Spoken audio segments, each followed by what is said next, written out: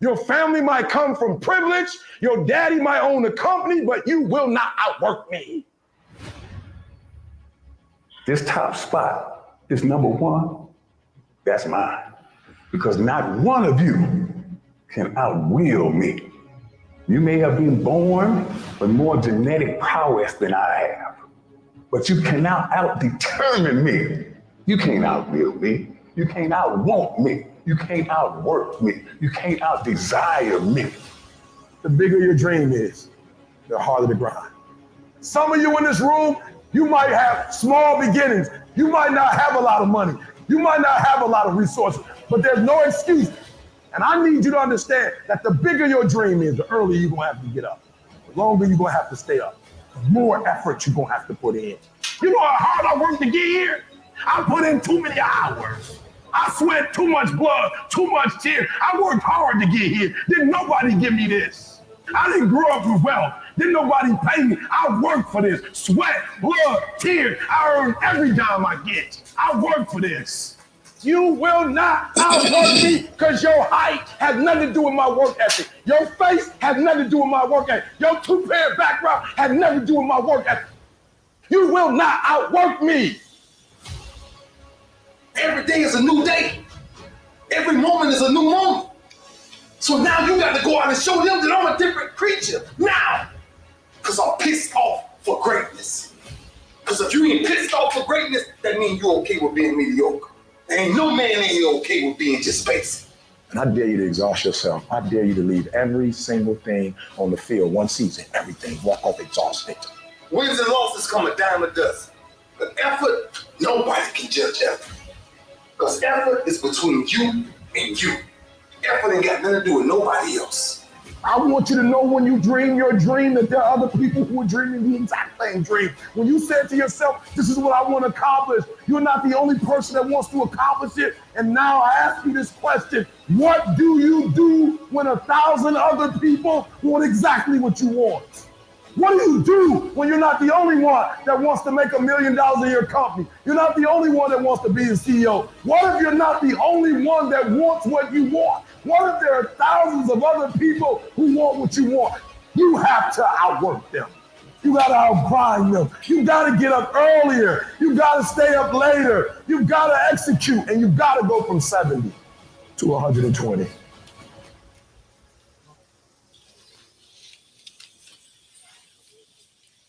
Great morning, everyone. 70 to 120.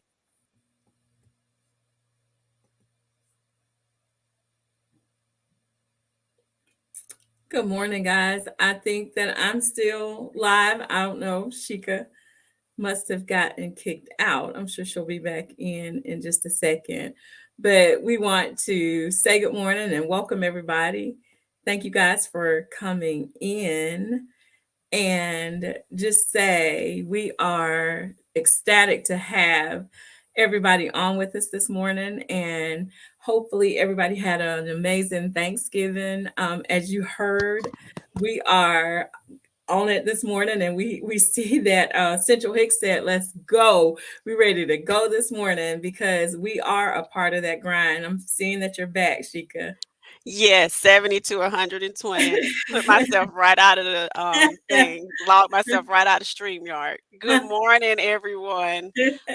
Too on fire this morning. Set myself right out of the studio here. But good morning, great morning, everyone. I'm sure Tammy did the introductions already. I'm sorry. No, you're fine. I was just saying that we were thrilled to have everybody. So please go right on. Okay.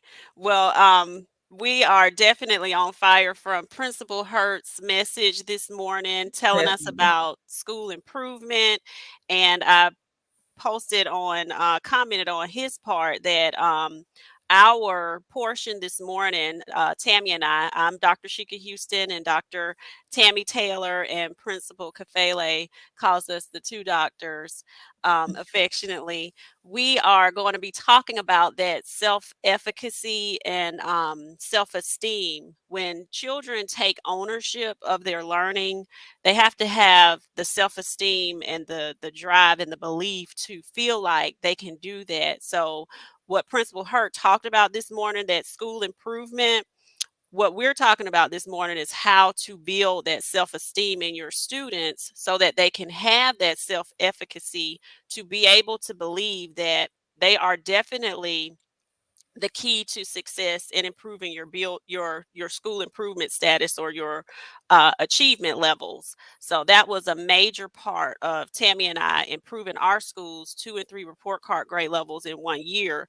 The children had to believe that they could do it, and we had to take those ratings and let them know that this is not us, this doesn't represent who we are.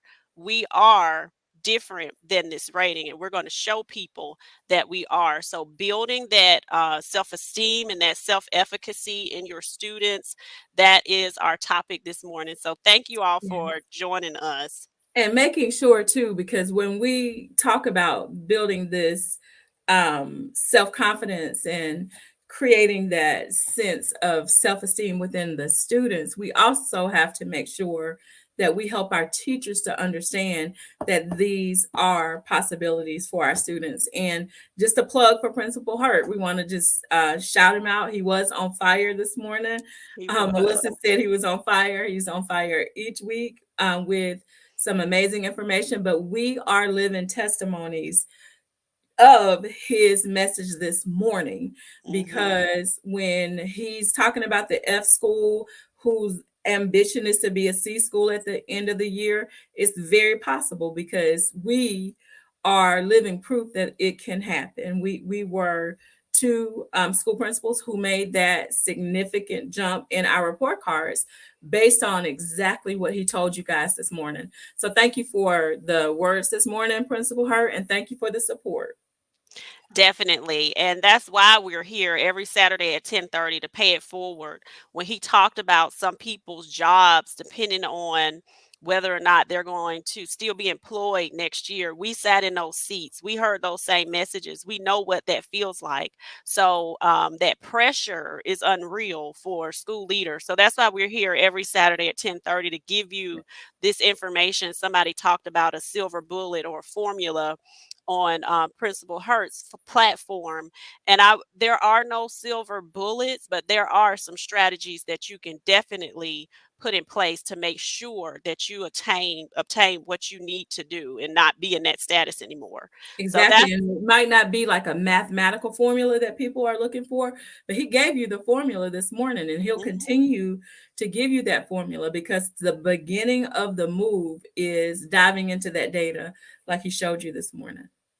And that's what the R.E.A.L. acronym is all about. Tammy and I developed this acronym based on what we did, and a part of that accountability, that A is that data, what that Principal Hurt was talking about, that we learned how to dive into that data from him. But the other part is respect, excellence, accountability, literacy, and leadership. So that self-esteem, this is part 2 from last week. We talked about providing encouragement for your students or your children.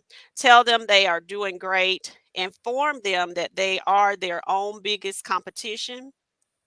And then today we're finishing up with 4 points, 4 through 10. Definitely teaching your students about culturally relevant leaders or things that are empowering. And there's so much research behind the importance of cultural relevant teaching that we've heard from people. Principal Cafe, like we hear him talk about that, his own testimony. Also from Dr. Akua and Gloria Latson Billingson, that was on Principal Cafele's platform. But not just culturally relevant pedagogy, but also gender relevant, age relevance is important too. But students need to feel valued, and when they feel valued, they take ownership of their learning. That self-efficacy that we were talking about, it provides them with true engagement, and then research has shown that this true engagement will help with retention or retaining the information that goes up incredibly. And they've also linked it to neuroscience research, because everyone learns new information best when it's linked to what they already know. So leveraging those neural pathways is something that will increase that retention. We are talking about the impact of teaching them about powerful leaders, and those are culturally relevant um, aspects of their history and what that means. And it isn't just, as Sheka said, we're not looking at that singularly. You're talking about across the board, and it could be many different aspects of what you're looking at. And there are so many things that can help us. And she talked about some of the materials from some very impactful people like Dr. Akua, but there are things that help us to be able to get that messaging into the minds of the children so that the mindset begins to shift. Because what you want to do is you want to teach them historically about powerful Black leaders, but you also want to demonstrate powerful Black leadership in the way that you navigate and the way that you hold down the school that you're responsible for. They need to see that you are, or we are, that collectively this is what we do and this is a part of who you can be. So just providing that modeling for them to see that yes, you can do exactly what I'm doing. Exactly. And the guest that Principal Kafele had on last week, he talked a lot about single gender, and there's specific training that goes along with that. Tammy and I both have had the single gender training before. So there are specific strategies that work best for young women and some that work better for young men. Young women, a lot of times, research shows that they prefer variety. They also are motivated by themselves, their teachers and their parents motivate them, but young men sometimes do better with routines and structures and ritualistic type things, and they're very peer motivated. So Yes. just knowing who's sitting in front of you, making sure that you are cognizant of how to best teach your students in multiple aspects, learning styles, gender, culture, all of that is going to improve engagement and self-esteem for your students and help them to better connect. And one thing that we did, and this is a part of a packaging that we're developing, but just allowing them to see kidropreneurs, like there are kids getting this done, Hmm. and providing that imagery of successful children, students their age, who are really getting in and making the best of situations that aren't always ideal, but look at what they are doing. So just providing that modeling with, we are actually creating some posters that will be for sale that you can actually use to demonstrate this for your students, because they need to see that this is not a foreign concept, but something that can be done. And again, this is something too that we learned early on when we were working with Principal Hurd. He was talking about how in his school, like pictures of his students are hanging there because these are the most important people in this building. That's the climate and the culture that you want to cultivate in your school for your students to really see and truly engage with the process of school that you have going on. Definitely, Tammy. The next point is tell them they are beautiful often. And I just never could believe how many of my students, when they used to come into my office as principal or assistant principal, and sometimes even as a teacher, when I would talk to them about their choices and what I saw in them, and I would say, you're a beautiful young lady or handsome fella. But I would see that in their faces, I knew them, they were hang their heads or they would look away. And I'm thinking, so you don't believe that about yourself? And they would say, no, ma'am. And I'm like, we have to speak life into our children, tell them that they're beautiful often. There was a young man I was filling in for a principal at the high school the other day. He was vaping. And so I pulled up some YouTube videos and showed him how the vapes have exploded in people's faces and how it causes disfigurement. And I said, "You've never seen these videos before?" He said, "No, ma'am." I said, "Well, you're a handsome fella. I would hate for you to destroy yourself with a vape, for no reason." So, yeah, and I showed him how many they were because a lot of times they like to do things but are not knowledgeable about the impact. So, just letting them know what you see in them. Sometimes we take things like that for granted, but that is important. It is, and it's really unique to individual situations because when you grow up, and even in a situation, I grew up, both of us actually grew up in single mom homes.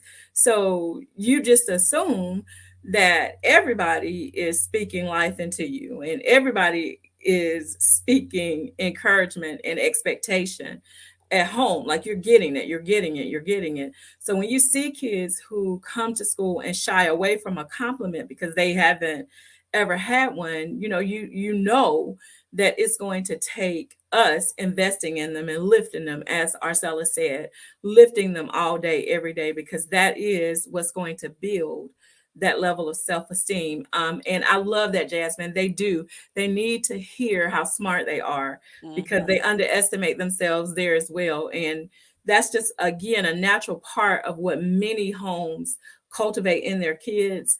However, we are responsible for making sure that as the kids enter our doors, that we are speaking life into them each and every day. Definitely. And I love the comment that Miss Dot made too about saying I love you, because Yeah, some of them are not hearing that messaging as well. And they need to know that somebody cares and loves for them as well. That builds them up. You absolutely. see their posture and everything changes. Mhm. So the next point is to form a village. And there's nothing more important than forming a strong, supportive village around our children. When I would do my town hall messages with my staff and students, I would let them know, you know, we all are here for you, the teachers, myself, the staff, everybody from the front office.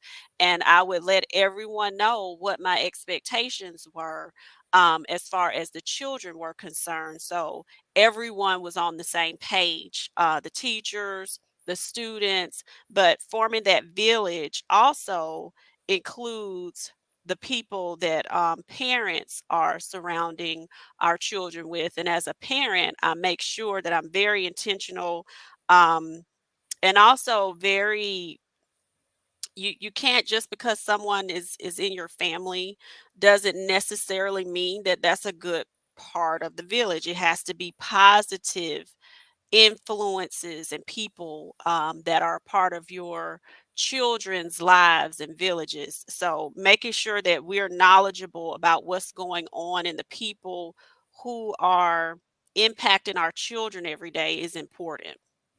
And that village is crucial because, as Sheikah said, you want someone, the people in your village, you want to be people who are willing to invest the time and the energy and the resources. And again, those resources can be tangible, but they can also be resources of listening. Like you just want who is going to help your child be their best selves.